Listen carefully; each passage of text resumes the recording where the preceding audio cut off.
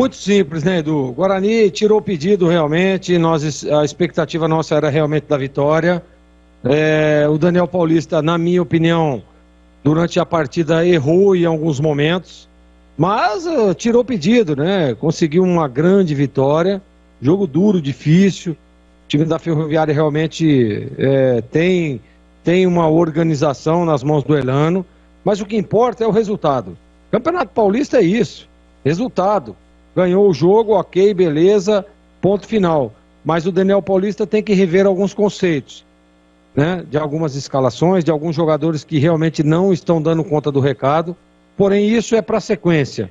Para esse jogo, Edu, tirou o pedido e parabéns a todos os envolvidos. Guarani, 3 pontos, se livra de uma vez do rebaixamento, ganha de um concorrente direto, mesmo não fazendo um jogo, na minha opinião, convincente. O que importa é a vitória, Edu.